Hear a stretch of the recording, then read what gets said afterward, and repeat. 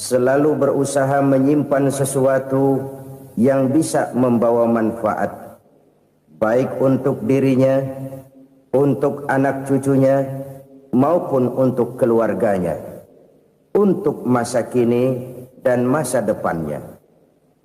Kadang simpanan itu berbentuk uang, kadang berupa tanah, lain saat berbentuk pabrik, dan lain sebagainya.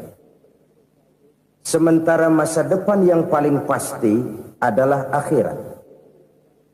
Jika untuk masa depan dunia kita rela memeras keringat, membanting tulang, pergi pagi dan pulang petang, menyimpan uang, menyimpan tanah, menyimpan pabrik, pernahkah kita merenung jika satu saat kiamat datang, kita dibangkitkan dari kubur masing-masing, berdiri di padang mahsyar untuk mempertanggungjawabkan seluruh kegiatan hidup kita di dunia ini, lalu kita akan menuju ke alam akhirat. Sudahkah kita mempunyai simpanan untuk akhirat kita? Pada pertemuan kali ini saya ingin menyampaikan sebuah hadis di mana Rasulullah sallallahu alaihi wasallam bersabda, arba'un min kanzil jannah. Simpanan sorga ada 4 macam. Yang pertama, ikhfa'us sadaqah, menyembunyikan sedekah. Saudara-saudara kaum muslimin, sebagaimana yang kita maklum bahwa Allah Subhanahu wa taala melebihkan sebagian rezeki dari kita terhadap yang lain. Ada yang kaya, ada yang setengah kaya, ada yang miskin, ada yang setengah miskin, dan selanjutnya. Ada yang gajinya kecil tapi penghasilannya gede. Ada yang penghasilannya gede tapi nggak punya gaji. Ada juga yang memang gajinya gede dan penghasilannya gede. Kelebihan rezeki merupakan sunnatullah dan tidak harus membuat kita merasa lebih dari yang lain. Bahkan sebaliknya, kelebihan itu harus membuat kita ringan tangan untuk menolong mereka yang memang memerlukan pertolongan. Kalau saudara diberikan ilmu, maka pertanyaan akhirat cuma satu: ilmumu kau amalkan untuk apa? Kalau saudara diberikan umur yang panjang, pengadilan akhirat juga bertanya satu: umurmu kau habiskan di mana? Tapi kalau saudara diberikan harta, pengadilan akhirat akan bertanya 2: hartamu kau dapat dari mana? Kau belanjakan kemana? Dari mananya ditanya dan kemananya juga ditanya. Oleh karena kita akan dimintakan pertanggungan jawab, maka amanah yang bernama harta ini harus kita gunakan dengan sebaik-baiknya. Ada penggunaan yang merupakan kewajiban, itu zakat namanya. Ada penggunaan yang sewaktu-waktu, itu infak namanya. Ada yang lebih sewaktu-waktu lagi, dan itu sedekah namanya. Zakat dia terikat oleh haul dan nisab, oleh putaran batas waktu dan ukuran dari harta itu sendiri. Sedangkan infak terikat oleh situasi dan kondisi perekonomian seseorang. Sedangkan sedekah tidak terikat dengan apapun. Dalam kondisi seperti apapun kita bisa melakukan sedekah dengan yang terkecil sekalipun. Sampai-sampai Rasulullah sallallahu alaihi wasallam mengajarkan, la tahqiranna minal ma'rufi syai'an walau an talqa akhaka biwajhin talik. Atau ada hadis, tabassumuka fi wajhi akhika laka shadaqah. Senyumanmu kepada temanmu adalah sedekah. Jadi untuk melakukan sedekah tidak harus dalam berbentuk uang. Dengan ilmu kita bisa sedekah, dengan tenaga kita bisa bersedekah, dengan pikiran kita bisa bersedekah, bahkan senyum kepada teman itu pun sedekah. Jadi kalau sedekah dengan uang memang belum punya uang, nyengir aja banyakin. Itu asal pada tempatnya, jangan lalu ketemu tiang listrik cengengesan. Tentu tidak pada tempatnya dan tidak wajar.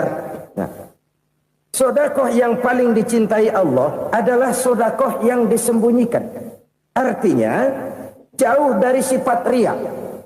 Kan kadang-kadang ada orang sedekah itu disebutkan namanya, apa tidak bagus? Kalau memang niatnya ikhlas, ya bagus-bagus saja. Untuk memberikan sugesti kepada yang lain. Di Fulan bin Fulan nyumbang sekian, diumumkan. Boleh kalau niatnya untuk memberikan rangsangan kepada yang lain supaya dia menyumbang lebih besar dari orang tadi. Tapi kalau itu mendatangkan riya, maka sedekah yang paling dicintai Allah adalah sedekah yang disembunyikan.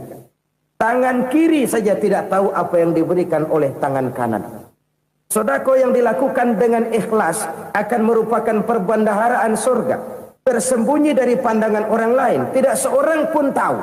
Karena memang sikap yang baik adalah melupakan kebaikan dan mengingat kesalahan. Itu salah satu ciri orang bahagia. Orang yang selalu mengingat kesalahannya dan berusaha melupakan segala kebaikannya. Kalau dia akan berada kebaikan, dia tidak bisa ikut, dia merasa rugi karena dia merasa belum pernah berbuat baik. Tapi kalau akan melakukan kesalahan baru, dia ingat kesalahan yang sudah-sudah, sehingga terhalang baginya untuk melakukan satu kesalahan baru. Demikianlah saudara-saudara, bahwa Allah melebihkan rizki sebagian kita dari yang lain, agar terjadi tolong-menolong dalam kehidupan ini. Jadi kesenjangan yang nature, kesenjangan yang alami, itu sunnatullah. Ada yang kaya, ada yang miskin, ada yang kelas menengah. Nah, kenapa lalu sekarang kita berusaha mengentaskan kemiskinan?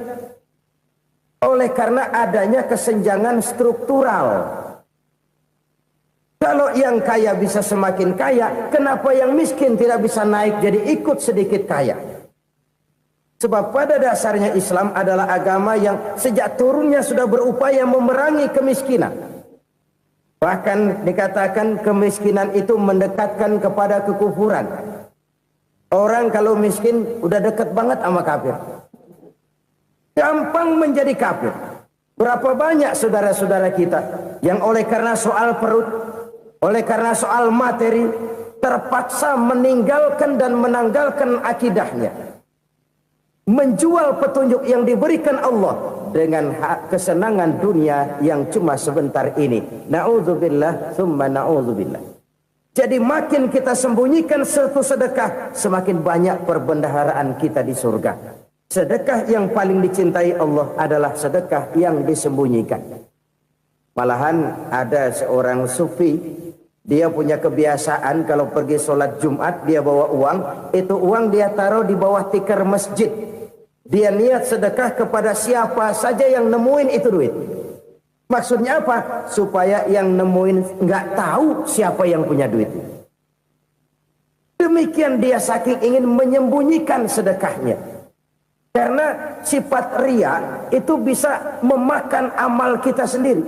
Riya itu termasuk menyebut-nyebut kebaikan kita. Orang yang suka nepuk dada, sedikit-sedikit ngitungnya kalau nggak gua. Tuh kalau nggak gua tuh. Tuh yang belas itu kalau nggak gua. Iya kalau nggak lu kenapa emang? Orang yang suka menepuk jasa. Tuh, biasanya memang begitu saudara-saudara. Kalau perang lagi berkecamuk, orang nggak sempat ngaku jadi pahlawan. Tapi begitu perang selesai, yang kagak kenal bedil ngaku pahlawan, mas. Itu sesuatu yang biasa. Oleh karenanya, orang-orang yang ikhlas dalam bersedekah, disembunyikannya sedekah itu, Allah cinta betul. Malahan ada hadis memberikan jaminan, inna sedaqatal mar'il muslimi tazidu fil umri wa tadfa'u mitatas su'i. Sesungguhnya sedekahnya seorang mukmin tazidu fil umri, bisa menambah umur panjang. Wa tadfa'u mitatas su'i, dan menyelamatkan manusia dari mati secara su'ul khatimah. Jadi siapa yang kepengen panjang umur, banyaklah sedekah. Yang bosan hidup, pelit terus. Sedekah menambah panjang umur dan menyelamatkan manusia dari mati secara su'ul khatimah. Pak, katanya umur itu nggak bisa ditambah, nggak bisa dikurangin. Kapan? Kalau ajal sudah datang. Wa idza jaa ajaluhum la yastakhiruna sa'atan wa la yastakdimun. Kalau ajal datang tidak bisa dimajukan, tidak bisa dimundurkan. Itu kalau ajal sudah datang. Tidak bisa lagi umur ditambah dikurangi, sudah datang. Tapi kalau belum datang, itu kan haknya Allah. Mau ditambah, mau dikurangi, hak prerogatif Allah. Sebagai pencipta manusia, Allah maha kuasa dan maha mampu. Sedekah ini menambah panjang umur dan menyelamatkan manusia dari mati secara su'ul khatimah. Orang mati kan sama ya, kondisinya mati, nggak nafas. Tapi hakikat mati kan lain-lain. Ada yang mati itu husnul khatimah, baik akhirnya. Misalnya lagi ngaji mati, lagi sholat mati, lagi sedekah mati. Ini yang dinamakan dengan husnul khatimah, baik di akhirnya. Sebaliknya ada yang su'ul khatimah, jelek di akhirnya. Ini yang jadi catatan akhir. Lagi nyekek botol, mampus. Lagi banting kartu, modar. Su'ul khatimah, jelek pada akhirnya. Sedekah menyelamatkan manusia dari mati secara su'ul khatimah. Dan kita semua kepengen mendapat husnul khatimah, jauh dari su'ul khatimah. Oleh sebab itu yang bisa menyelamatkan kita dari penyakit itu antara lain adalah sedekah yang disembunyikan, yang dikerjakan dengan ikhlas karena Allah, tidak karena kepengen dipuji orang, tidak karena ingin dikatakan orang pemurah. Sebab orang dermawan itu orang yang memberi tanpa harus diminta. Kalau masih harus diminta, ya belum dermawan namanya, masih harus diminta. Kalau nggak diminta ya tulus, lolos, polos. Saudara-saudara kaum muslimin rahimakumullah. Harta adalah amanat dan akan kita pertanggungjawabkan. Allah melebihkan rizki sebagian kita dari yang lain agar kita saling tolong menolong, bantu membantu. Nabi janjikan siapa yang meringankan beban saudaranya muslim di dunia, Allah akan meringankan bebannya di akhirat nanti. Sebuah jaminan dari baginda Nabi. Si orang yang kita bantu barangkali tidak bisa membalas, Allah yang akan membalas lewat jalan lain yang tidak pernah kita sangka-sangka. Ada orang tanya, Pak, ini ada orang nyumbang masjid sambil marah-marah, bagaimana? Saya bilang sumbangannya aja ambil, marahnya jangan. Marahnya jangan diambil, itu urusan dia. Saudara-saudara kaum muslimin rahimakumullah. Umat Islam ini kan umat yang punya potensi besar. Kadang kita merenung, kenapa kadang-kadang pembangunan masjid kok lambat sekali? Kalau hotel hari ini peletakan pertama, bulan depan peresmian. Supermarket hari ini peletakan batu pertama, minggu depan peresmian. Tapi kalau sudah yang namanya masjid, kadang-kadang peletakan batu pertama sekaligus jadi batu terakhir. 3 tahun, 4 tahun, campur nebar jalak di jalanan, duit dijaring kayak ikan sepat. Apa tidak ada orang Islam yang kaya? Banyak. Apa tidak ada pengusaha muslim yang jadi konglomerat? Ada. Lalu yang belum banyak itu yang komit terhadap nilai-nilai agamanya. Akhirnya kita jatuh jadi umat yang lemah. Belum ada pengusaha konglomerat muslim buka pabrik supermi cap beduk misalnya umpamanya atau pabrik kecap cap sorban supaya identitas keislamannya sedikit kelihatan. Kita jatuh jadi umat yang lemah karena potensi tidak terinventarisir dengan baik. Kita ini ibarat kompor yang cuma matengin nasi orang lain. Potensi kita dimanfaatkan oleh orang lain. Ukhuwah Islamiyah kita baru terbatas kepada silaturahmi. Ukhuwah di bidang ekonomi kita lemah, ukhuwah di bidang kebudayaan kita lemah, apalagi ukhuwah di bidang politik kita lebih rapuh lagi. Padahal ukhuwah itu adalah totalitas kehidupan manusia, menyangkut ipolek sosbud, memerlukan nilai-nilai ukhuwah. Jadi oleh karena itu mari kita menyadari di dalam harta kita, walaupun kita yang cari, pergi pagi, pulang sore, peras keringat, banting tulang, di sana ada harta anak yatim.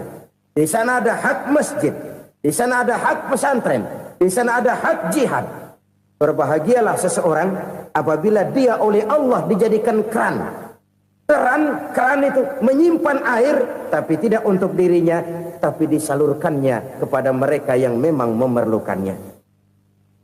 Saudara-saudara kaum muslimin rahimakumullah, ini yang pertama. Jadi perbendaharaan surga adalah menyembunyikan sedekah. Orang lain nggak tahu, kita pun nggak pernah ngitung-ngitung. Kita anggap lewat begitu saja, padahal itu deposit akhirat. Satu. Yang kedua, perbendaharaan surga itu apa? Wa kitmanul musibah, menyembunyikan kesulitan. Kadang orang takut menghadapi kesulitan, tapi makin kita merenung, hidup ini kan sebenarnya urusan. Takut sama urusan, ya jangan hidup. Tandanya orang hidup itu kalau punya urusan. Urusan melupakan problem. Problem sering menimbulkan kesulitan. Kesulitan bukan untuk ditakuti, tapi untuk diatasi dan dicarikan jalan keluarnya. Siapa sih orangnya yang nggak pernah sulit-sulit? Makin tinggi status sosialnya, makin gede urusannya. Makin tinggi kualitas imannya, makin berat tingkat kesulitannya. Cuma memang yang namanya enak itu seperti pelangi. Biang lala itu nggak pernah di atas kepala kita, di atas kepala orang melulu. Lo sih enak lo, kata kita. Dia juga bilang yang enak kan lo. Pelangi itu nggak pernah di atas kepala kita. Kata tukang beca, aduh enak ya naik Mercy. Kata tukang beca, apa yang di dalam mobil Mercy? Aduh enak bener tukang beca, di jok ngeringkuk ngorok pulas bener.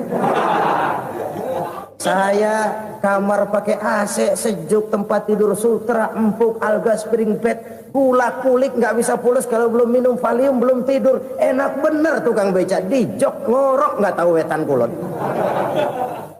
Si tukang beca bilang yang di Mercy enak, yang di Mercy bilang tukang beca enak. Inilah enak, nggak pernah di atas kepala kita, di atas kepala orang lain melulu enak itu.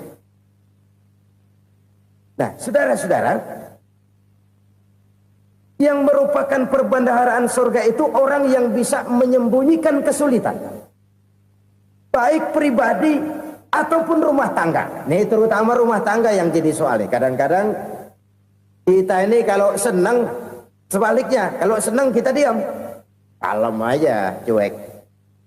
Banyak banget duit kita bawaan, diam aja udah. Malah ketemu orang takut. Tapi begitu susah, sekampung tahu. Padahal Nabi mengajarkan perbendaharaan surga itu menyembunyikan musibah, menyembunyikan kesulitan. Kalau enak, cerita sama orang-orang. Kalau nggak enak, rasain sendiri, tekan sendiri, atasin sendiri. Kita kan sebaliknya. Senang kita diam, asal lagi susah, paling tidak kita nyari teman buat cerita kesusahan. Siapa orangnya yang nggak pernah susah? Cuma soalnya bagaimana kita mengatasi kesusahan itu sendiri. Begitu juga misalnya kalau orang sudah berumah tangga, itu orang tuanya harus menjadi tempat dia cerita yang enak-enak saja. Yang nggak enak rasain berdua, selesaikan berdua, atasin berdua. Jangan dibalik. Asal senang diam, giliran susah saja. Maknya laporan. Terbalik. Bisa menjaga security informasi. Maka nama bayam keluar diem, malah seluitan. Enak amat lo makan daging ayam. Security informasi. Saudara-saudara kaum muslimin rahimakumullah. Ujian yang terberat itu yang pernah diberikan kepada para nabi, para rasul, para aulia, para ulama. Makin tinggi keimanan, makin berat bentuk kesulitan. Ayo saya kemukakan satu contoh saja. Ada seorang nabi yang kaya, nabi kaya, namanya Nabi Ayub. Iblis kalau orang begini kan keki, ibadahnya rajin, kaya. Nih yang kayak begini susah digodain. Kalau ibadahnya rajin, miskin, kali bisa disogok. Sini imannya mantap, ibadahnya rajin, kaya, nabi lagi. Oh, tapi namanya iblis nggak kurang akal. laporan. Tuhan, kenapa Les? Ya ini bahasa saya, bahasa Qur'annya sih nggak gitu. Itu hambamu yang namanya Ayub, dia rajin ibadah cuma karena dikasih kaya aja. Coba kasih miskin dia, berhenti dia sembahyang. Ah, kamu bisa aja. Saya tahu Ayub itu hambaku yang ikhlas. Saya buktiin Tuhan, silahkan. Dibuktiin lah, iblis turun ke alam ini. Yang mula-mula dia lakukan, dia rusak sawah ladang Nabi Ayub. Dia binasakan binatang ternak Nabi Ayub. Sehingga dalam waktu singkat, jatuhlah Nabi Ayub dari orang paling kaya jadi orang paling miskin. Beliau masih ibadah di mihrab dalam masjid. Datang iblis.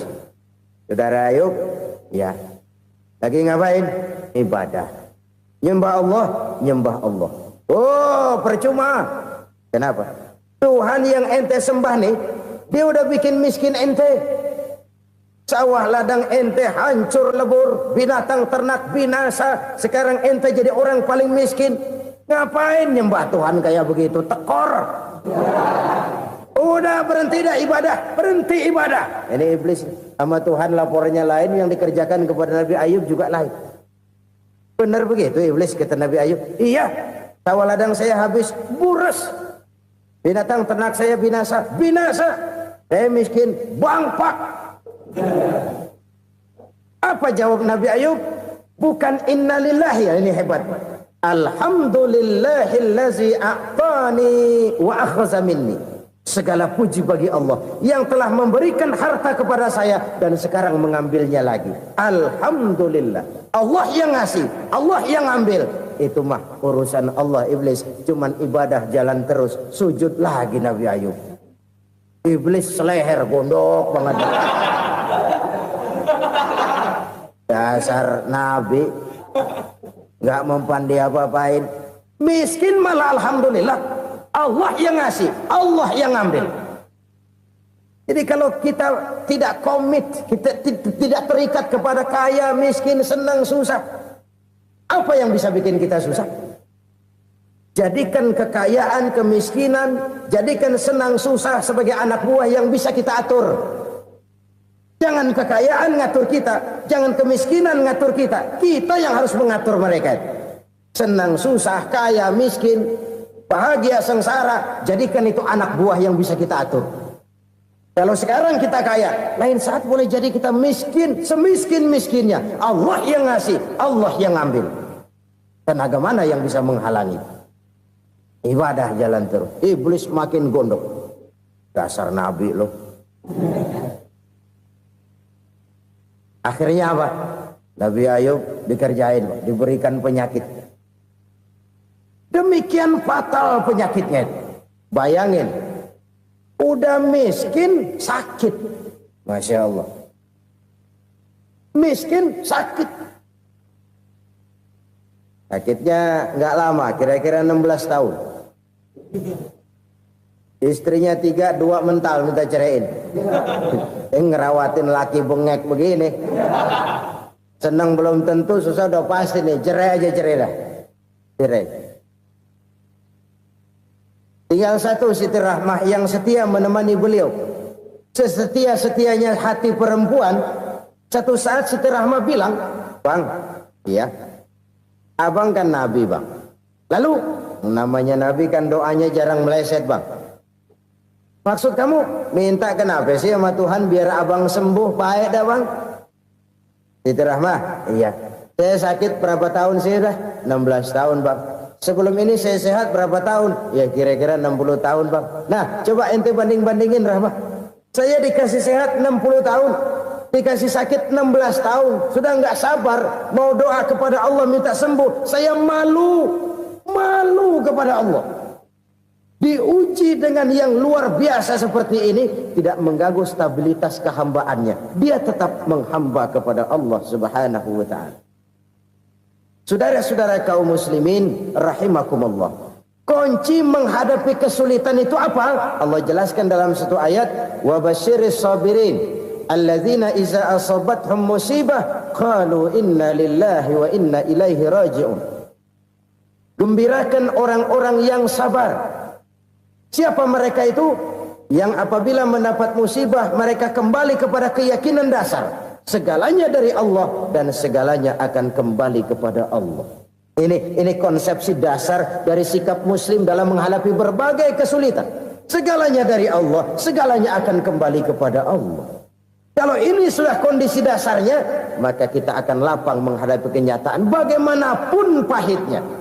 Apakah itu namanya miskin, apakah itu namanya sakit, bahkan maut sekalipun. Maut sekalipun. Segalanya dari Allah, segalanya akan kembali kepada Allah. Ini sikap hidup, bukan sekedar ucapan. Kita kadang-kadang menjadikannya sebagai ucapan. Mulutnya sehingga berhenti, innalillahi wa inna ilaihi rajiun, tapi nangisnya terus gerung-gerungan. Bukan itu, ini kesadaran moral. Kalau segalanya dari Allah, segalanya kembali kepada Allah, kan sebenarnya cuma nunggu giliran. Hari ini saya nyembayangin dia, entah hari apa saya disembayangin orang. Hari ini saya antar dia ke kubur, entah hari apa orang nganterin saya ke kubur. Hari ini saya tahlilkan dia, entah nanti kapan orang tahlilkan saya. Segalanya dari Allah, segalanya akan kembali juga kepada Allah. Oleh sebab itu saudara-saudara, kesulitan bukan untuk ditakuti. Kesulitan justru untuk diatasi, dicarikan jalan keluarnya. Dan tidak ada orang yang tidak pernah mendapat kesulitan. Tidak ada. Semakin tinggi status sosial, semakin tinggi kualitas keimanan, semakin besar juga tingkat kesulitan. Hanya saja bagaimana cara kita mengatasinya. Dan Al-Quran menyatakan, inna ma'al usri yusra. Di balik kesulitan itu pasti ada kemudahan. Roda itu berputar. Karena itu Rasulullah Sallallahu Alaihi Wasallam mengingatkan kepada kita, ta'arraf ilallahi firraha ya'rifka fisyiddah. Ingatlah kepada Allah di waktu kamu senang, supaya Allah ingat kepada kamu di waktu kamu susah. Kalau waktu senang kita ingat kepada Allah, kita susah, Allah tidak akan meninggalkan kita. Tapi kalau waktu senang kita jauh dari Allah, sujud tidak sempat, dengan masjid jauh, ketika senang kita lupakan Allah. Nanti begitu kita susah, Allah lupakan kita. Dan itu menyakitkan. Oleh karena itu orang-orang tua kita dulu bilang, kalau lagi sehat ingat-ingat lu bakal sakit nanti. Kalau lagi kaya ingat-ingat satu saat kita bakal jatuh miskin. Bahkan kalau lagi muda ingat-ingat kita bakal tua. Dan yang terpenting kalau lagi hidup ingat-ingat kita bakal mati. Saudara-saudara kaum muslimin rahimakumullah. Jadi yang kedua yang merupakan perbendaharaan surga, menyembunyikan musibah. Saudara-saudara kaum muslimin rahimakumullah. Hal ketiga yang merupakan perbendaharaan surga adalah wasilatur rahmi. Orang yang suka bersilaturahmi. Sebagaimana yang kita maklum bahwa manusia adalah makhluk yang disebut zon politika. Makhluk sosial yang tidak mungkin hidup sendiri-sendiri. Betapa dan siapapun kita memerlukan orang lain. Bodoh betul manusia kalau tinggal di tengah masyarakat tapi tidak mau bermasyarakat. Merasa hebat sendiri, pintar sendiri, gagah sendiri, kaya sendiri. Mungkin kalau mati juga ngubur sendiri. Jangankan kita di sini, di sorga saja Nabi Adam waktu sendirian bengong melulu, mondar mandir. Allah tegur dam sepi dam. Ya ini kalau bahasa saya. Iya Tuhan sepi ini nggak ada coret-coretan pisan ini. Diciptakan Siti Hawa baru anteng Nabi Adam. Itu di surga. Cobalah. Umpamanya saudara tinggal di Jakarta nih. Kayak bener. Apaan aja di Jakarta punya saudara dah. Jembatan Semanggi ambil. Monas, Buntel bawa pulang. Hotel-hotel ambil semua. Cuman tinggal di Jakarta sendirian, apa enaknya? Betapa dan siapapun kita perlu orang lain.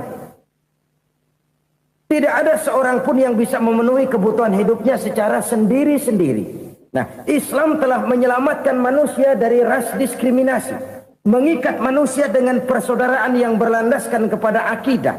Karena itu dianjurkan bersilaturahmi. Bahkan Nabi menyatakan, man arada ayyubsata lahu fi rizqihi wa yunsa'a fi atharihi falyasil rahimah. Siapa yang kepengen diluaskan rezekinya dan dipanjangkan usianya, banyaklah ia bersilaturahmi. Siapa yang kepengen dimudahkan rezekinya, hendaknya ia banyak bersilaturahmi. Kalau banyak teman, kesulitan kan paling tidak ada tempat cerita. Udah susah, sendirian kita pikirin diri, nggak ada tempat tukar pikiran. Cepet banget sama bengek. Dilawan sendiri. Nah, secara makro kita bisa berkata, tidak mungkin ada kemenangan kalau tidak ada kekuatan. Tidak ada kekuatan kalau tidak ada kesatuan dan persatuan. Tidak mungkin ada kesatuan dan persatuan tanpa semangat silaturahmi. Kalau umat Islam mau menang, dia harus kuat. Kalau umat Islam mau kuat, dia harus bersatu. Kalau umat Islam mau bersatu, dia harus membudayakan silaturahmi ini. Bahkan sampai-sampai kata Nabi, kalau bisa cari nilai tambah. Apa? Silman qata'ak. Bersilaturahmilah kau kepada orang yang marah denganmu. Masya Allah, indahnya ajaran agama kita. Orang yang marah pun kepada kita, kata Nabi, kalau bisa bersilaturahmilah kepadanya, kepada orang yang marah itu. Di situ nilai tambah. Cuman jujur nih hadis, ngucapinnya gampang, ngamalinnya yang berat banget. Orang marah sama kita, kita disuruh silaturahmi. Ada apa malu? Lu marah, ada gua marahan lagi. Gue pikirin. Saudara-saudara kaum muslimin rahimakumullah. Tapi ini yang diajarkan, bahkan ini yang dicontohkan oleh baginda Rasul. Bagaimana begitu mudah? Misalnya satu saat Abu Jahal ini ngatur strategi bagaimana bikin Muhammad celaka. Dia gali lubang di depan tempat tidurnya. Dia tutupin daun korma. Terus dia panggil seseorang, ke sini. Kasih tahu Muhammad, pamannya sakit keras, minta ditengokin. Berangkat orang ini ke sana. Muhammad, labbaik. Pamanmu sakit keras, dia minta ditengokin. Baik, saya akan datang menjenguk beliau.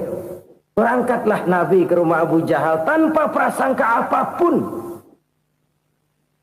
Abu Jahal udah pasang stil, selimut 3 rangkap setengah dipakai, persis kayak orang meriang.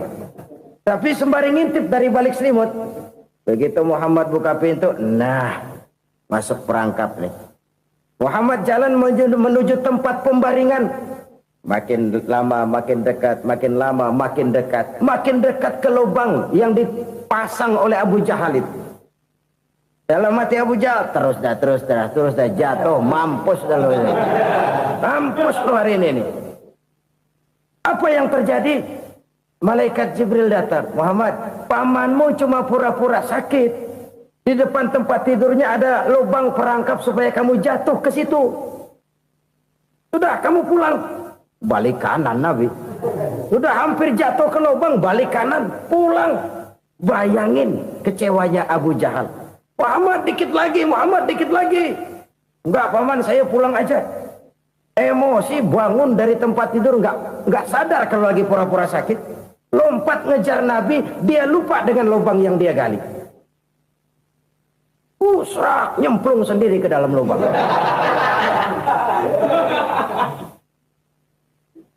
Nabi terus berlalu. Ini terjadi keanehan. Jatuh ke lubang yang dia gali itu sebenarnya nggak terlalu dalam ya, antara 3-4 meteran lah. Tolong saya jatuh ke lubang ini. Datanglah pelayan-pelayannya itu. Angkat saya dari sini. Oh, yang ngulurin tambang. Satu gulung, belum juga nyampe itu tambang. Kurang, beli lagi ke warung. Sambung, ulur lagi, nggak juga bisa sampai. Wah, ini kerjaan Muhammad ini. Tolong, siapa salah seorang kamu ke rumah Muhammad, kasih tahu encangnya kecebur. Minta ditolongin. Sampaikan kepada Rasul. Kenapa? Pamanmu jatuh ke lubang, Muhammad minta tolong diangkatin. Tambang udah nyambung-nyambung nggak nyampe juga. Ya, nanti saya datang, saya tolong. Cobain. Nyata-nyata orang berniat jahat mau mencelakakan dia. Datang dia menolong. Ini yang disebut air tuba dibalas air susu ya ini. Bukan sebaliknya. Air tuba dibalas air susu. Paman, kecebur ya? Iya Muhammad, tolong ini. Pegang tangan saya. Nabi ulurkan tangannya. Nyampe. Dipegang oleh Abu Jahal. Diangkat ke atas. Sampai atas. Apa kata Abu Jahal? Sihirmu memang hebat Muhammad. Udah ditolongin dikata sihir. Yang enak kita kemplang kan itu orang begitu. Urusan apa? Tapi inilah akhlak. Kalau bisa kamu bersilaturahmilah dengan orang yang marah kepadamu sekalipun. Orang marah kita tetap baik. So, kalau kita berbuat baik sama orang yang memang baik, rasanya sih biasa-biasa aja. Orang baik kita baik lagi, ya draw aja, belum ada nilai tambah di situ. Baru ada nilai tambah kalau kita bisa berbuat baik kepada orang yang nyakitin kita. Itu namanya kita setingkat di atas dia. Dia sakitin kita, kita berbuat baik sama dia. Dia pelit sama kita, kita baik sama dia. Dia marahin kita, kita deketin dia. Di situ kita punya nilai tambah. Jadi siapa yang ingin diluaskan rezekinya kata Nabi dan dipanjangkan umurnya, hendaklah ia banyak-banyak bersilaturahmi. Sederhana sebenarnya silaturahmi. Tapi silaturahmi membangkitkan semangat kesatuan dan persatuan. Kesatuan dan persatuan melahirkan kekuatan. Dalam matematika, 1 ditambah 1 pasti 2. Tapi di tengah masyarakat, 1 orang takut ditambah 1 orang takut, hasilnya jadi 2 orang setengah berani. Kenapa setengah berani? Karena udah berdua. Tadi pan takut sendirian. Kalau dia kumpul turu-turu takutlah jadi berani. Kita yang lemah, kita yang tidak berdaya, kita yang miskin, kalau mau kompak bersatu, apa yang nggak bisa kita kerjain? Apalagi tinggal di kota besar, pilihan cuma 2, bertahan atau minggir. Bertahan atau minggir.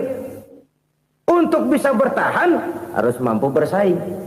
Untuk mampu bersaing harus punya keahlian. Keahlian harus ditunjang dengan pendidikan. Ditambah oleh kekompakan sebagai umat. Udah miskin mencar mulu, orang injak kita. Orang nggak pandang urusan apa yang malu.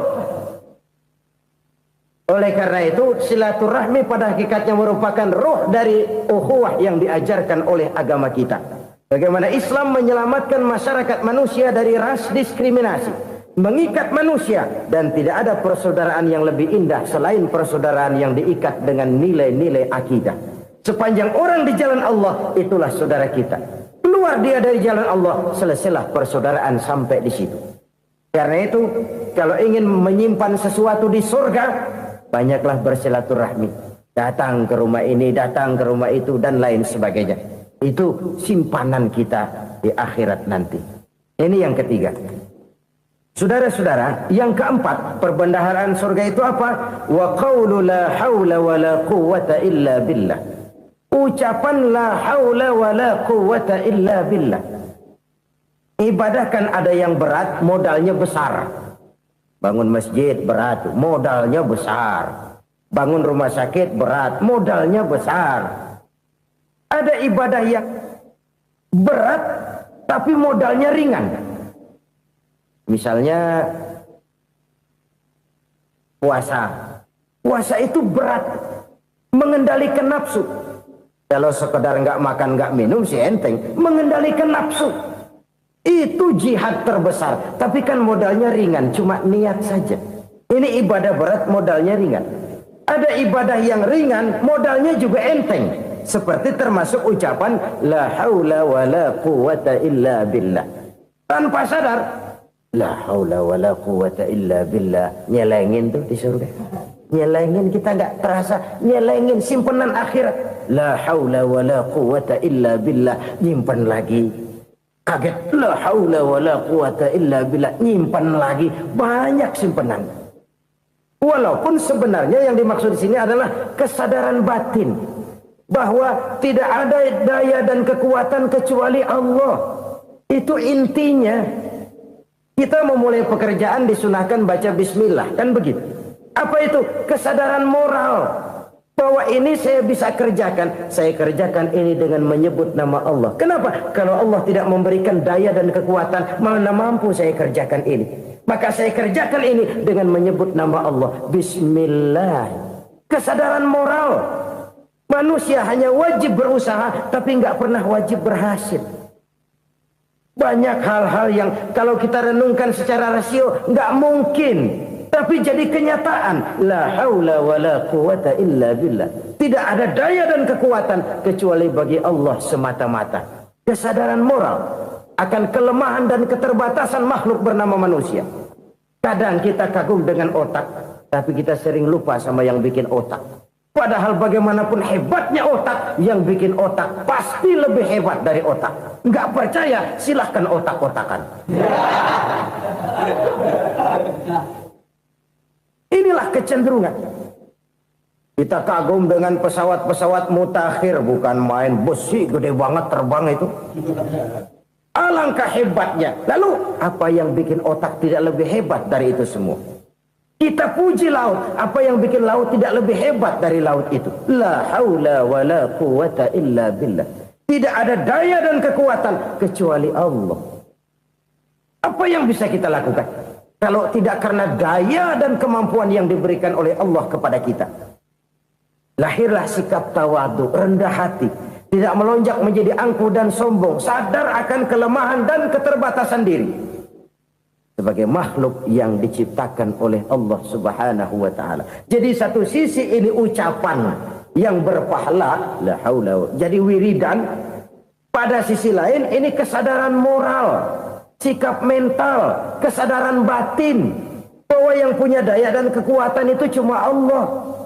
Kita nggak pantas untuk sombong, sebab sombong itu pakaiannya Allah. Kita nggak sedang pakai pakaian Allah, kegedean.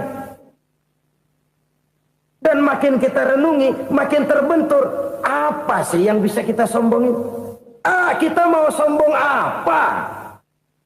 Kaya, pintar, itu kan semua relatif. Di atas langit masih ada langit lagi. Jadi oleh karenanya, marilah kita menyadari. Manusia hanya wajib berusaha, tapi tidak pernah wajib berhasil. Yang berusaha saja tidak wajib berhasil, apalagi yang tidak berusaha. Islam bukan agama orang pemalas yang selesai sholat lalu enggelohom, enggelenggem ayem-ayem. Tapi Islam bukan agama orang sombong yang setelah berusaha lalu tidak memerlukan Allah. Kita bisa saja bikin proyeksi, tahun sekian kita bakal panen besar menurut perhitungan otak. Tapi ada kejadian lain. Apa? Tikus ngambek. Habis itu dimakanin tikus, panen gagal. Proyeksi rasional gagal oleh tikus-tikus yang ngambek itu. Bisa saja terjadi. Tahun depan kita panen besar, urung. Kenapa? Musim panas panjang. Dan sekarang ini koran-koran bikin berita musim mengalami penyelewengan. Bukan cuma manusia yang nyeleweng sekarang. Musim pakai nyeleweng. Mestinya kan musim hujan udah selesai, masih hujan-hujan juga. Musim. Nah sekarang kita boleh bikin proyeksi, kita bakal panen besar. Tahu-tahu musim panas panjang, sawah retak, air kering. Cari teknokrat yang paling botak, suruh pendekin tuh musim panas. La haula wa la quwata illa billah. Inilah kesadaran moral. Saudara, saya teringat satu saat ada seorang konglomerat. Umurnya ya kira-kira 70-an. Satu saat dia ditanya oleh wartawan, "Pak, umur Bapak berapa sih?" "Ya paling 10 tahun." 10 tahun? 10 tahun? Anak Bapak berapa orang? Satu. Satu saja? Satu. Harta Bapak berapa? Ya paling-paling bangsa 7 juta kali. 7 juta? Iya. Pak, kenapa Bapak bohongi saya? Bapak punya buku biografi. Koran-koran, majalah-majalah banyak memuat cerita riwayat hidup Bapak. Saya tahu umur Bapak 70. Kenapa bilang cuma 7 tahun? Saya tahu anak Bapak 8. Kenapa cuma bilang 1? Saya tahu harta bapak miliaran, mungkin triliunan, pabrik di mana-mana, bank di mana-mana. Kenapa bilang uang bapak cuma 7 juta? Nah, kata si konglomerat tadi, kamu benar nak, kamu benar. Umur saya kalau jumlahnya memang 70 nak. Cuman ingat-ingat saya, baru 7 tahun terakhir ini saya sujud. Baru 7 tahun terakhir ini saya berusaha dekat dengan Allah. Saya laksanakan perintahnya, saya jauhi larangannya. 7 tahun inilah rasanya yang ada nilainya di hadapan Allah. Yang 63 tahun matong, kelabu, kelem umur gue. Habis untuk maksiat, untuk munkarat. Maka ketika ditanya tadi, umur saya 7 tahun itu. Oh begitu Pak. Oh iya. Lalu anak Pak. Anak bapak kan 8. Kenapa bilang cuma 1? Nah, kalau jumlah hitungannya memang anak saya 8. Tapi dari 8 orang ini rasanya cuma 1 nih yang bakal jadi buah hati, belahan jantung, pelanjut cerita, penerus sejarah, bakal jadi anak soleh yang akan mendoakan saya. Cuma 1 rasanya anak saya ini yang bakal jadi buah hati saya, besar-besaran saya, yang akan mendoakan di kubur saya, yang akan mendoakan di akhirat saya. Yang 7 orang mana? Masya Allah, yang satu tenggeng, yang satu nyekek botol ngolo, yang itu nggak karu-karuan. Makanya saya bilang 1 anak saya yang akan bisa mendoakan saya. Oh begitu Pak. Iya. Nah harta Pak, harta bapak kan triliunan. Pabrik bapak di mana-mana. Uang bapak hampir di tiap bank-bank besar.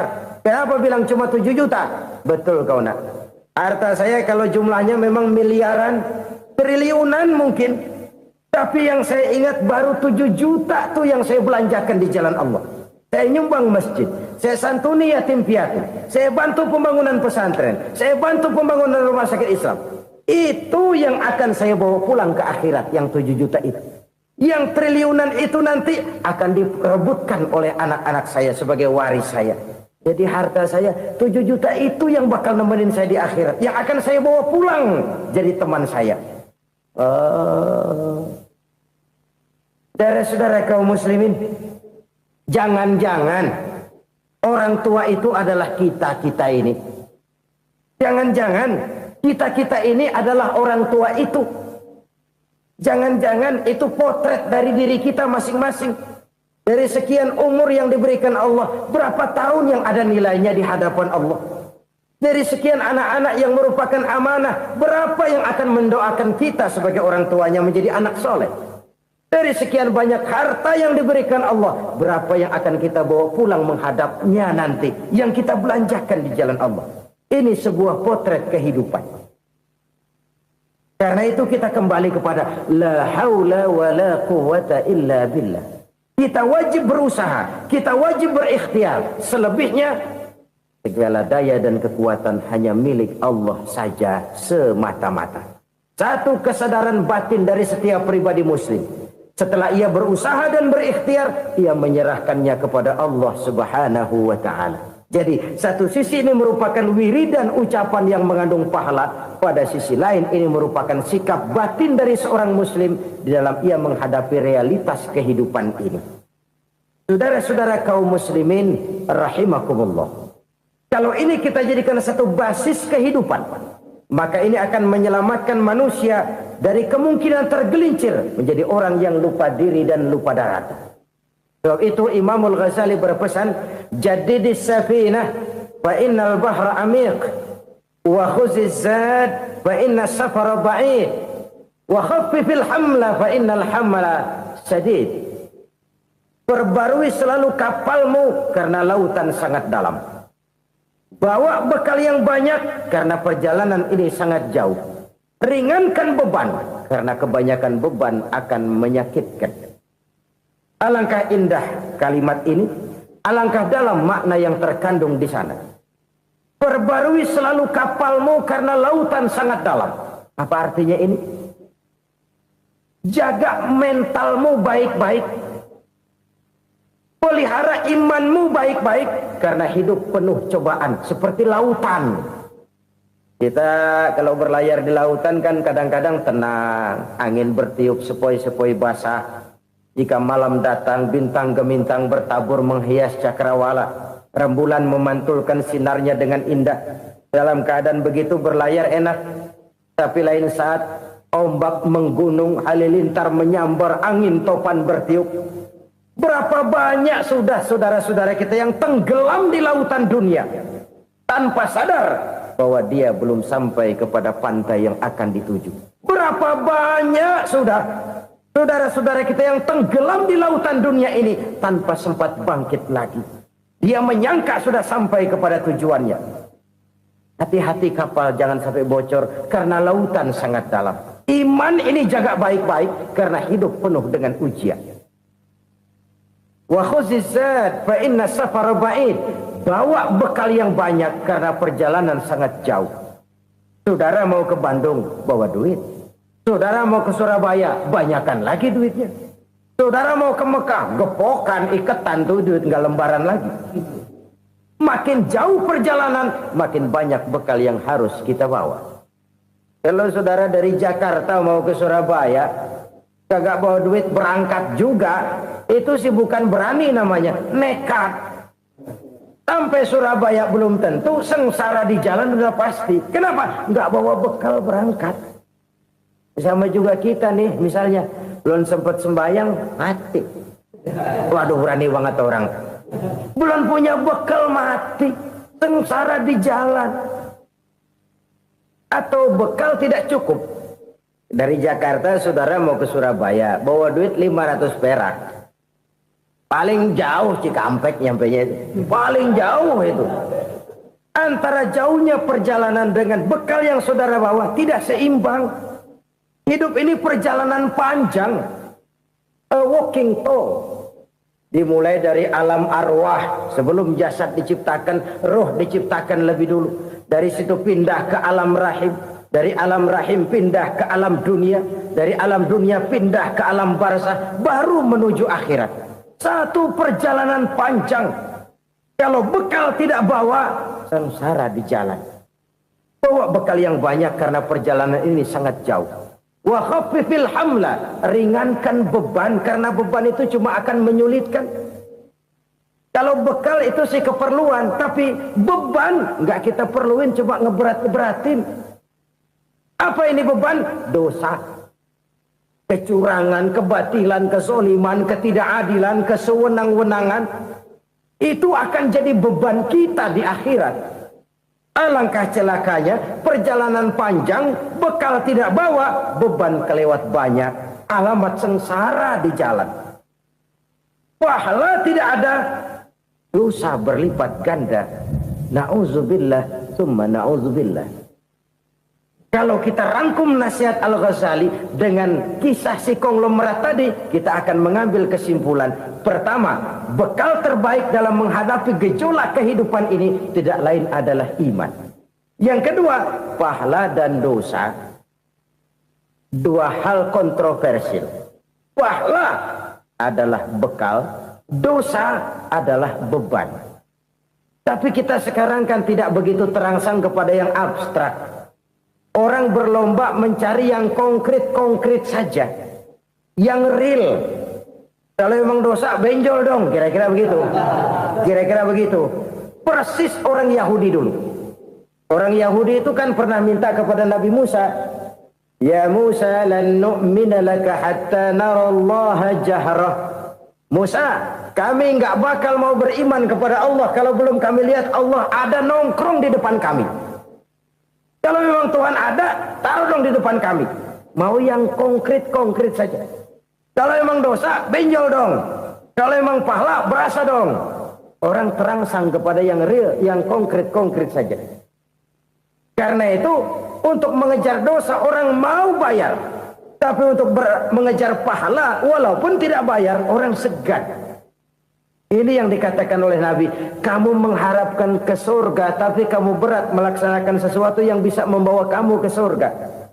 Kamu ingin jauh dari neraka, tapi tiap saat kamu lakukan perbuatan-perbuatan yang justru menjerumuskan kamu ke neraka.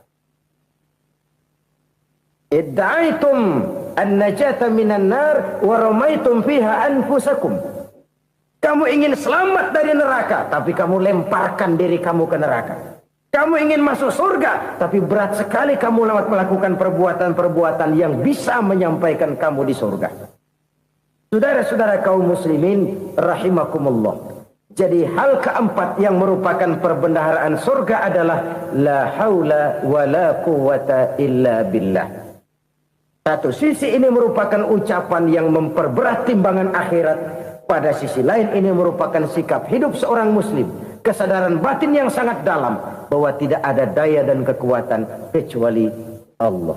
Dan itu kita simbolkan pada saat memulai pekerjaan dengan bismillah, dengan menyebut nama Allah. Satu kesadaran moral, saya hanya bisa melakukan ini karena diberikan daya dan kekuatan oleh Allah. Lahirlah sikap tawadu, rendah hati, tidak melonjak menjadi angkuh dan sombong. Saudara-saudara, sampai sini dulu jumpa kita kali ini. Semoga 4 perbendaharaan surga ini dapat kita lakukan, yang kelak akan merupakan bekal kita di kemudian hari nanti. Amin ya rabbal alamin. Bapak-bapak, ibu-ibu, saudara-saudara kaum muslimin rahimakumullah.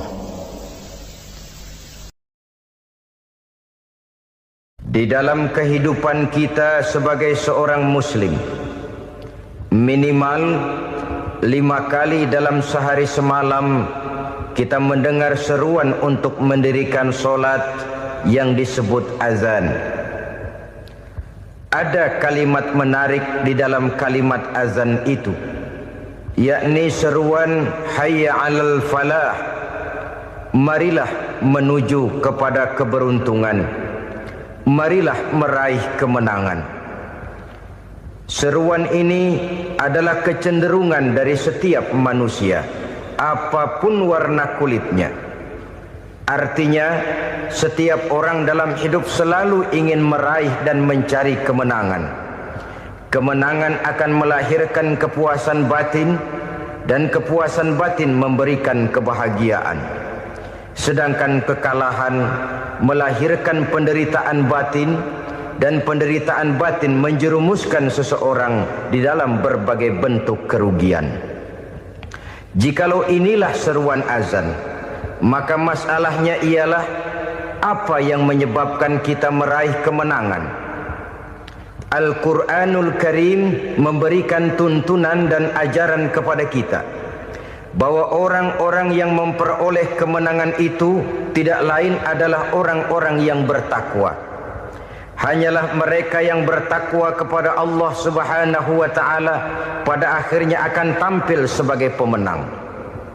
Lalu siapa orang yang bertakwa itu?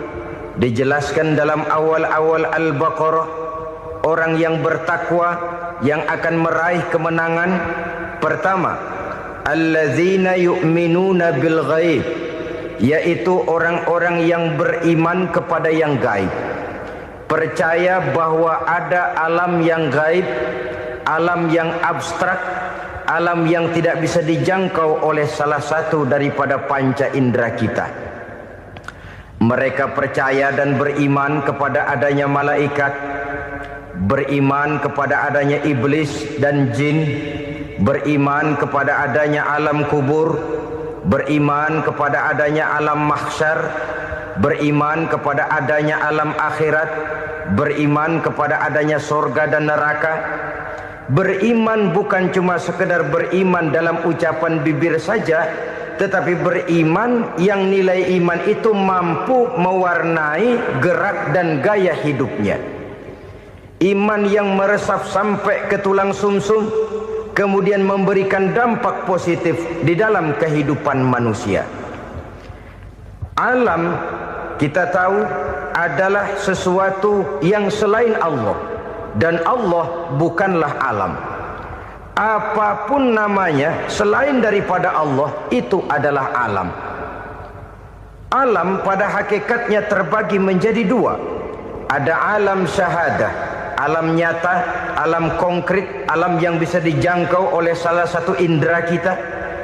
Kemudian ada alam ghaib, alam yang tidak bisa dijangkau oleh panca indera kita, alam metafisika, alam abstrak, alam yang wajib kita imani keberadaannya. Kita percaya bahwa malaikat itu ada, Kita percaya kepada jin, bahwa jin itu ada. Kita percaya kepada adanya iblis dan setan. Bukan percaya kepada iblis dan setannya, percaya bahwa iblis dan setan itu ada. Itu termasuk salah satu daripada sifat orang yang bertakwa kepada Allah. Saudara-saudara kaum muslimin rahimakumullah, kecenderungan pembangunan yang lebih bersifat materialistis biasanya menggeser aspek kehidupan rohani. Orang berpikir empiri, dan dalam pola pikir yang demikian maka alam gaib tidak lagi mendapat perhatian. Aspek kehidupan yang bersifat rohaniah malah mulai ditinggalkan. Akibatnya terjadilah kepincangan di dalam kehidupan kita. Pernah ada satu pengalaman pribadi dalam perjalanan kembali ke tanah air. Dalam pesawat di sebelah kanan saya duduklah seorang Jerman namanya Heiner Simonsen. Iseng saya ajak kenalan, saya ajak ngobrol, saya tanya dia. Saya bilang, Mas Heiner ini, kalau pesawat yang kita tumpangi ini jatuh ke bawah, kira-kira apa yang bakal terjadi, Mas? Dia bilang, kita semua akan mati. Begitu? Iya. Oke. Apa itu mati? Tanya saya. Dia bilang, untuk tahu apa itu mati, kita harus tahu lebih dahulu apa itu hidup. Saya pikir nih bule bisa ngomong juga. Baiklah kata saya. Apa hidup menurut Anda itu? Oh, hidup itu dia bilang, kalau seluruh anggota badan kita bekerja secara normal, paru-paru memompa darah secara normal, jantung berdetak secara normal, sel-sel tubuh bekerja secara fit, dan organisme tubuh hanya mau bekerja secara normal, dia bilang, kalau kita memberi makan yang cukup, menu yang teratur, dan gizi yang lengkap. Saya bilang, kesimpulannya apa, Ner? Dia jawab, hidup adalah dari tangan ke mulut. Life is from the hand to the mouth, kata dia. Hidup adalah dari tangan ke mulut. Jadi masalah hidup tidak lebih daripada masalah isi perut. Orang pergi pagi, pulang sore, peras keringat, banting tulang, perut yang dibelain. Saya bilang, you are wrong. Sampean salah, Ner. Kamu orang Islam bukan? Bukan. Pantas. Kenapa saya salah? Dia bilang, ya jelas salah. Salahnya di mana? Kamu ini manusia.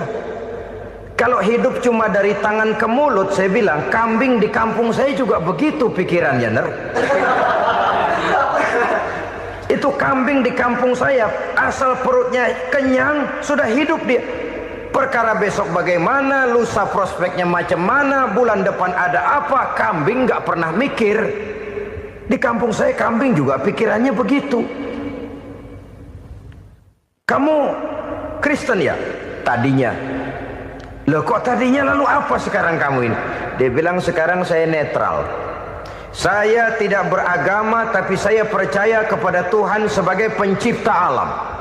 Saya ingat benar dia bilang, I haven't any religious, but I believe to God as the creator of the world. Kenapa bisa netral begitu, Ner? Habis saya bingung katanya. Islam bilang Islam baik, Kristen bilang Kristen baik, Hindu Buddha bilang Hindu Buddha baik, semua agama baik. Saya netral sekalian, nggak beragama. Yang penting saya percaya kepada Tuhan. Saya bilang, Ner, kamu ini kayak orang mau beli celana, lalu bingung. Yang satu bilang Levi's bagus, yang satu bilang Blue Jean hebat, yang satu bilang Wool England hebat. Celana ini hebat, celana itu bagus, celana ini hebat. Semua celana bagus, kamu bingung. Akhirnya netral, tidak pakai celana. Itu juga salah. Saya pikir-pikir, kemudian saya melihat bahwa dua pola berpikir Heiner ini nampaknya sudah mulai menggejala di lingkungan masyarakat bangsa kita. Disadari atau tidak, secara jujur kita harus berkata, dua pola pemikiran Heiner ini mulai berkembang di tengah masyarakat bangsa kita. Pertama, pola pikir materialisme. Hidup adalah dari tangan ke mulut. Masalah hidup tidak lebih masalah isi perut. Itu yang perlu dibela, dan disitulah arti kehidupan. Pergi pagi, pulang sore, peras keringat, banting tulang untuk mempertahankan perut.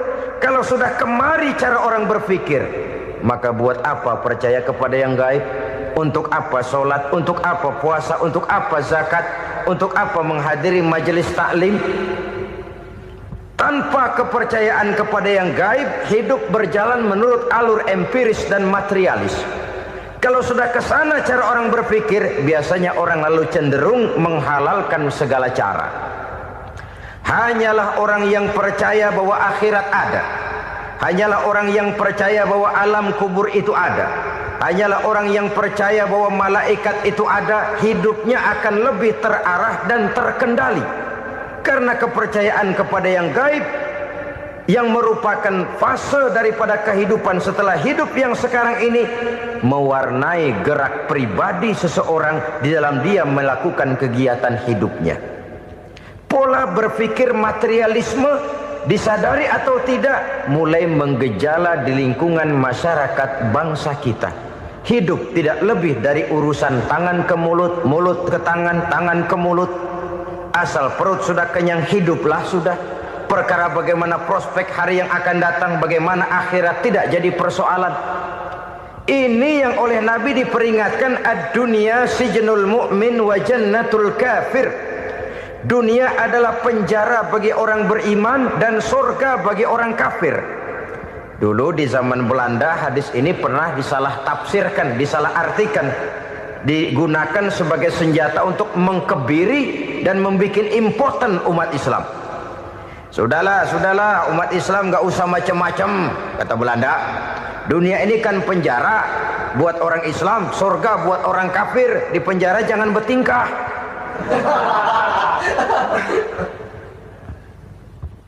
Pengertiannya tidak begitu. Dunia adalah penjara bagi orang mukmin. Artinya dalam kehidupan dunia seorang mukmin tidak bebas memperturutkan hawa nafsunya. Di penjara hawa nafsunya itu. Sebaliknya, surga bagi orang-orang kafir. Buat orang kafir, surgalah dunia ini. Mereka bebas memperturutkan hawa nafsunya. Dilarang tidak terlarang, dicegah pun tidak tercegah. Mereka hidup menurut alur bisikan nafsu mereka sendiri. Kemudian bila ajal datang, maut merenggut nyawa, selesailah surganya sampai di situ. Maka bagi orang-orang yang tidak percaya kepada adanya akhirat, kepada adanya alam gaib, surganya sebatas umurnya. Sekali lagi, surganya sebatas umurnya. Bila umur selesai, ajal pun datang merenggut nyawa, selesailah sudah surganya sampai di situ. Alangkah pendeknya perjalanan orang-orang yang tidak percaya kepada alam gaib ini. Bagi kita mukmin, jikalau kita mampu memenjarakan hawa nafsu, kita bisa bahagia di dunia ini. Dan Islam memang tidak menyuruh kita sengsara di dunia. Raih dunia, kejar dunia, gapai dunia sebagai alat untuk mencapai kebahagiaan di akhirat nanti. Hidup adalah satu perjalanan panjang yang terbentang sejak kita terlahir dari alam rahim sampai kepada alam akhirat nanti. Andai kata kita gagal meraih kebahagiaan di dunia, toh kita masih punya akhirat. Tapi jangan jadi dalil yang melemahkan semangat. Biarin dah kita di dunia kebelangsak, yang penting akhirat. Akhirnya dunia benar-benar kebelangsak. Bagaimana dunia ini bisa kita raih, dan bagaimana meraih dunia untuk menunjang kepentingan akhirat nanti. Yang kedua, dari pikiran Heiner yang saya lihat menggejala di lingkungan masyarakat bangsa kita, timbulnya manusia-manusia netral. Seolah-olah Tuhan yes, agama no. Sama Tuhan percaya, agama ogah. Tuhan ngangguk, giliran agama godeng. Padahal hampir dalam setiap ayat dalam Quran, kata-kata amanu biasanya bergandeng dengan wa amilus shalihat.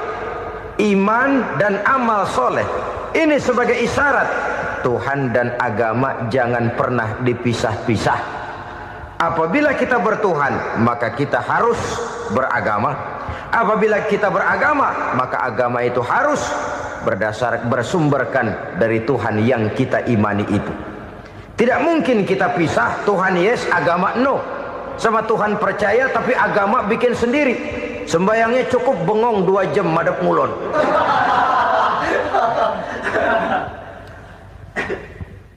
Saudara-saudara kaum muslimin rahimakumullah. Jadi dengan demikian, agama yang kita akui merupakan unsur mutlak di dalam pembangunan sekarang ini, merupakan bagian dari kehidupan yang menuntun kita bahwa di balik alam nyata ini, di balik alam syahadah ini ada alam gaib. Dan mudabbir, murabbi, yang mengatur, yang menguasai, yang memelihara baik dia alam nyata, baik dia alam gaib, tidak lain adalah Allah Subhanahu wa ta'ala. Di sana ada satu super power, satu maha kekuatan yang kita perlu bersandar kepadanya. Sebagai makhluk nyata yang hidup di alam nyata, berbuatlah secara nyata sebagaimana harusnya kita berbuat. Karena Islam jelas bukan agamanya orang pemalas. Islam jelas bukan agamanya orang yang mengajarkan setelah selesai sholat boleh duduk, nggelenggem ayam-ayam, ndelohom, menghitung bintang di langit sambil menunggu keajaiban. Tidak. Islam adalah agama yang mengajarkan apabila sholat sudah selesai kamu kerjakan, bertebaranlah di permukaan bumi, cari karunia Tuhanmu. Jangan hidup berpangku tangan menunggu keajaiban. Karena hidup bukan undian. Jangan berharap untung besar tanpa mau peras keringat.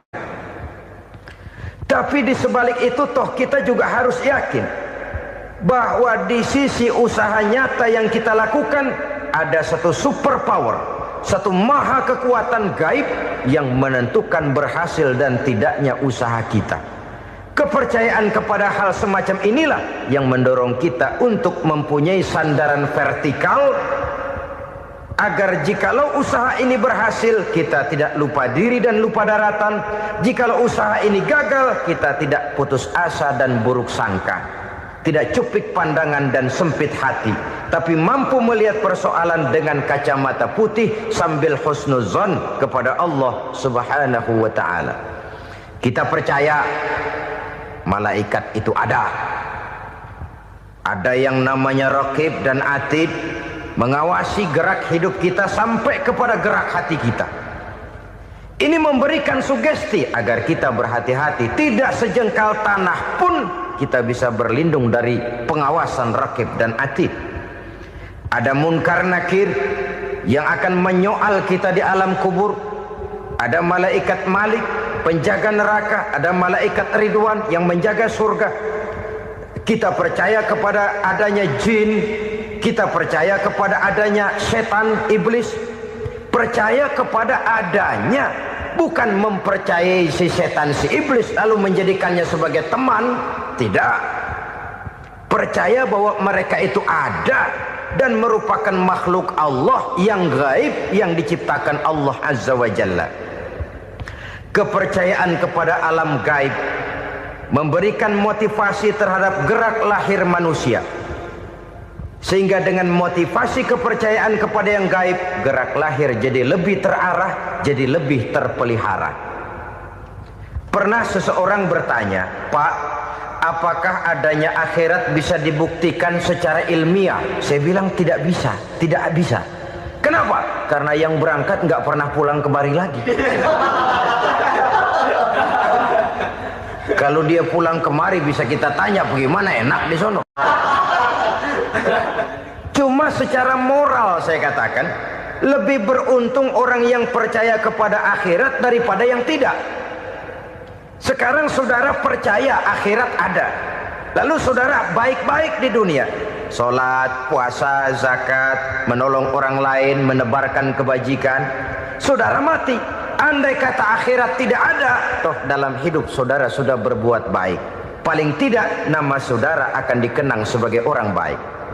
Sebaliknya, saudara percaya, kata saya, bahwa akhirat tidak ada, lalu hidup semau-maunya, tenggelam dalam maksiat dan munkarat, menentang Allah, tidak mau ruku dan sujud. Lalu saudara mati, kemudian akhirat ada, ayo mau apa? Bekal tidak punya. Jadi secara moral lebih beruntung orang yang percaya kepada adanya akhirat daripada yang tidak percaya. Dan itu alam gaib yang tidak bisa dibuktikan secara eksat. Jangankan untuk membuktikan seperti itu, dalam kehidupan sehari-hari saja yang kita rasakan tidak selalu berbentuk toh. Angin, bagaimana sih bentuknya angin? Kita tidak tahu. Merah, buktinya kalau dikerok merah. Yang merah itu kulit, yang kulit kita bukan anginnya. Sakit, rasa sakit itu ada, tapi bagaimana bentuk sakit kita nggak pernah tahu. Kalau kita makan cabai pedas, bagaimana bentuk pedas itu tidak ada, tapi rasa ada. Bentuk pedas hijau, cabainya bukan pedasnya. Tidak semua yang kita rasakan bisa kita gambarkan dalam bentuk yang konkret. Oleh karena itu, sekali lagi bahwa kepercayaan kepada alam yang gaib mampu memberikan satu sugesti yang menata kehidupan seseorang lebih lurus, lebih terarah, dan lebih terkendali. Maka wajar kalau kepercayaan kepada yang gaib mengantarkan seseorang untuk meraih kemenangan. Kenapa? Dia percaya kepada yang gaib, bahwa akhirat ada, bahwa alam kubur ada, bahwa pertanggungan jawab itu ada. Maka dia lalu tidak hidup saenae udele dewe itu loh. Tidak hidup menurut seleranya sendiri, terarah, teratur. Ini cirinya yang pertama. Orang bertakwa yang akan meraih kemenangan, mereka beriman, mereka percaya kepada yang gaib. Bahkan hal-hal konkret saja selalu berangkat dari yang gaib. Saudara-saudara, para remaja, para pemuda sekarang ini tidak pernah tahu toh siapa yang akan jadi teman hidup saudara. Kita bisa saja ngerancang, mentargetkan, tapi toh akhirnya yang namanya jodoh bukan kekuasaan kita. Rezeki di luar kemampuan kita. Begitu juga ajal. Maut, jodoh, ajal adalah contoh-contoh konkret bahwa pada akhirnya yang gaiblah yang menentukan. Bertahun-tahun ngelancong, emang jodoh seret, nggak jadi.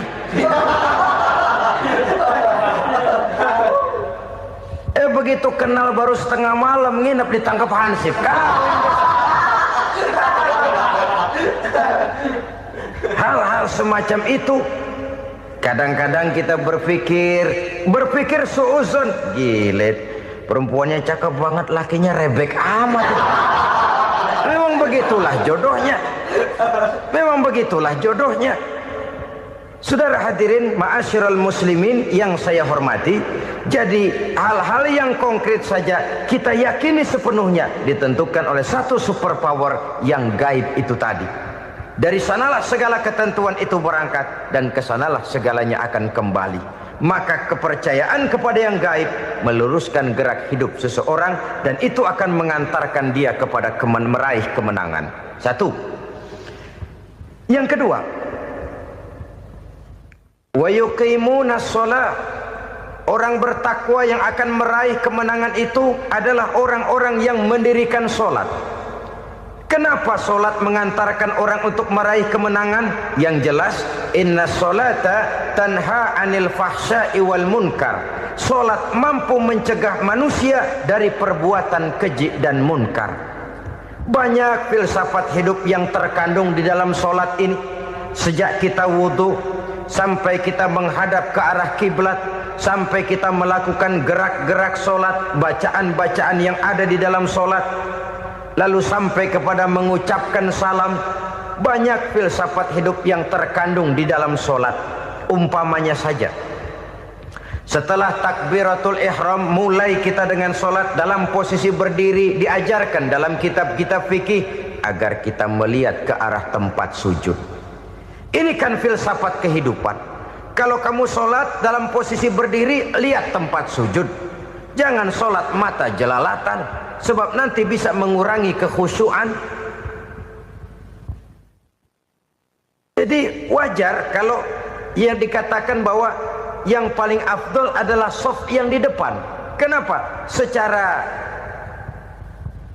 harfiah pengertiannya akan lebih mengundang kekhusyuan. Kenapa? Kalau kita di shaf paling depan di masjid umpamanya paling banter kita lihat tembok. Tapi kalau kita shaf di tengah atau di belakang, orang-orang di depan kita pun akan kelihatan. Yang bajunya loreng, yang bajunya genggang, yang bajunya macam-macam. Kita lihat, kadang-kadang kita pikirin, ada yang bajunya bolong. Kita sholat tapi dalam hati, ini orang bajunya robek yang nggak tahu apa. Ada saja hal-hal yang mengusik kekhusyuan kita. Oleh sebab itu diajarkan dalam posisi berdiri, lihat, arahkan pandangan matamu kepada tempat sujud. Ini kan filsafat kehidupan. Maksudnya apa? Kalau lagi diri lihat dong tempat sujud. Kalau udah di atas ingat dong sama yang bawah. Kalau sudah tinggi ingat dong dari mana kamu berangkat. Kalau sudah berkuasa bantu dong yang lemah. Kalau sudah kaya santuni dong yang miskin. Kalau sudah alim bimbing dong yang awam. Ini filsafat kehidupan. Dalam posisi berdiri kau lihat tempat sujud. Ini akan melahirkan kepekaan sosial di mana seseorang mau tahu kepada orang lainnya. Bagaimanapun kaya kita, tinggi pangkat dan jabatan kita, jikalau hidup hanya untuk kepentingan perut sendiri saja, rasanya belum membawa manfaat di dalam kehidupan kita. Tapi efek yang tertinggi sesungguhnya, sholat mencegah manusia dari perbuatan keji dan munkar. Perbuatan keji dan munkar walaupun kelihatannya mendatangkan uang, membawa keuntungan, tapi itu keuntungan semu, keuntungan sementara. Dengan menipu orang lain kita bisa dapat untung, tapi tidak membawa berkah. Dan itu adalah kerugian besar dalam kehidupan kita. Maka untuk meraih kemenangan harus dimulai dengan membentuk kepribadian yang tegar, memiliki sandaran vertikal yang langsung kepada Allah Subhanahu wa ta'ala. Dan itu hanya bisa kita tempuh melalui jalur ibadah formal yang sudah ditentukan Allah, yakni sholat yang 5 waktu. Untuk memperkuat itu ada sholat-sholat sunnah, rawatib, nawafil sebagai terminal-terminal kontrol cadangan untuk memelihara stabilitas temperatur batin di dalam kita berhubungan dengan zat yang maha gaib, yaitu Allah Subhanahu wa ta'ala. Orang sering bertanya, Pak, itu tetangga saya nggak sholat, duitnya nggak habis-habis, Pak. Nggak sholat tapi mobilnya tambah terus. Nggak sholat tapi usahanya makin maju. Tapi di sisi lain ada orang yang rajin sholat, rezekinya butak bener. Anaknya mana kurus, mana korengan. Saudara hadirin ma'asyiral muslimin rahimakumullah. Harus saya katakan bahwa sholat memang bukan untuk cari duit. Sholat adalah sandaran vertikal kita kepada Allah. Sedangkan soal rezeki itu berkaitan dengan sifat Allah maha pengasih dan maha penyayang. Allah maha pengasih, siapapun dikasih kalau mau usaha. Allah maha penyayang, tidak semua orang disayang oleh Allah Azza wa Jalla. Dan belum tentu banyak harta itu merupakan nikmat. Mungkin juga istidraj. Artinya istidraj itu dikasih tapi diambulin, kalau bahasa Betawinya itu. Dikasih tapi diambulin, itu bukan merupakan nikmat sesungguhnya, lebih merupakan azab dari Allah Subhanahu wa ta'ala.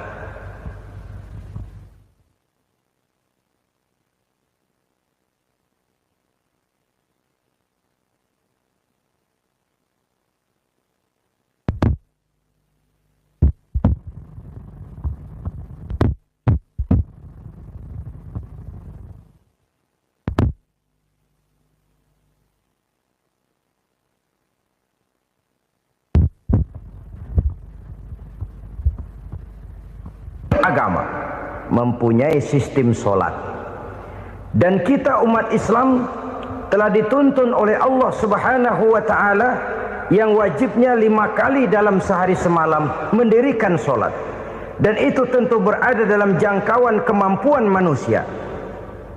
Pada awalnya barangkali kita memang merasa solat itu satu kewajiban, tapi semakin kita hayati makna, manfaat, dan filsafat yang terkandung di dalam ajaran solat, semakin sampai kita kepada keyakinan bahwa solat adalah keperluan kita.